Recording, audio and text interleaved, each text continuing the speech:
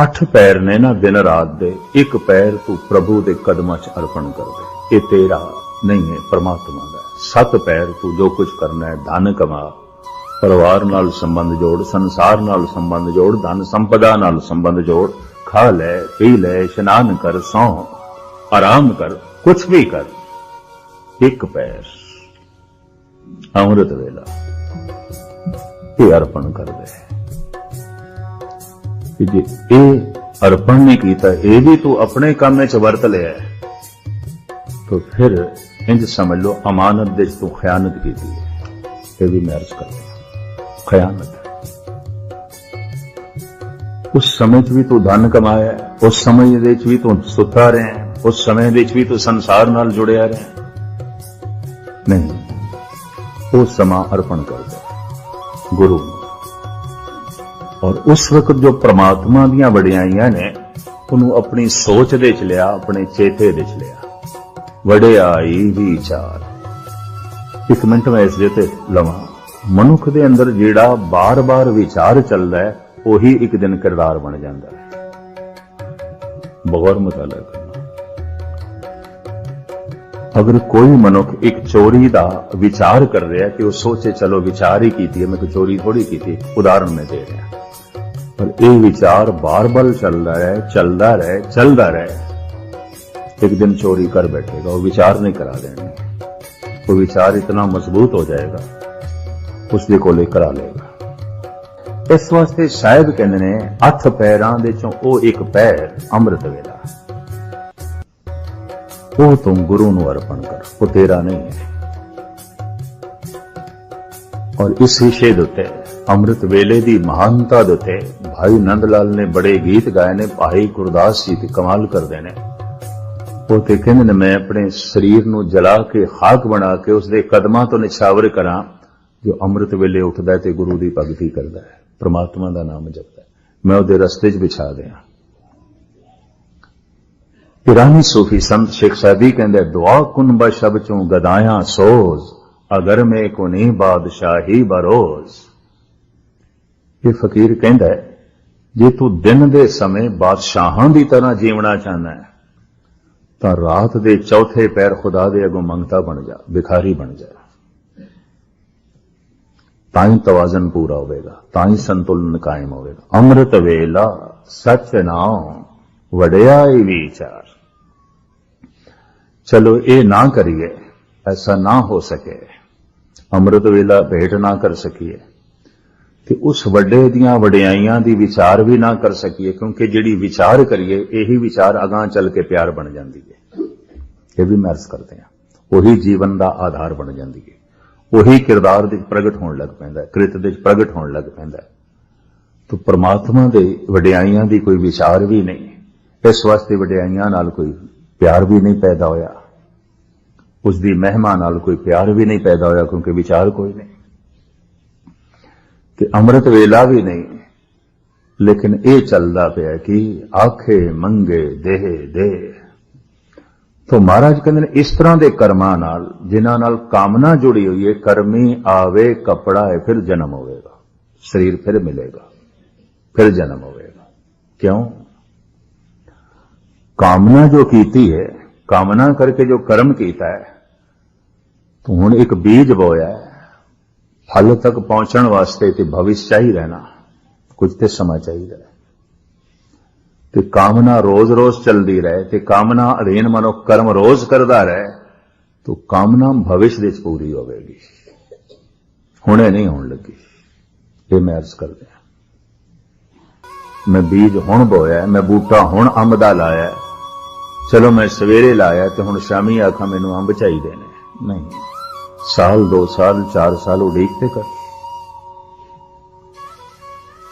कोई भी बीज उसे वक्त प्रफुल्लित नहीं होता, हफ्ता 2 हफ्ते, महीना 2 महीने, साल 2 साल 10 साल उड़ीक करनी पड़ती। इस तरह ही कर्म ने जो कामना अधीन किए जाते हैं, तो फिर भविष्य तो इस तरह अगर भविष्य अगां चलता रहा तो वह भविष्य अगला जन्म करा देंदा, क्योंकि एक दिन मौत आ जाती है तो भविष्य के मनुख का बने जो उसने कामनावां कीतियां सन वो अगे चलियां गईयां, 10 साल बाद पूरियां होनियां सन, जिंदगी रही नहीं।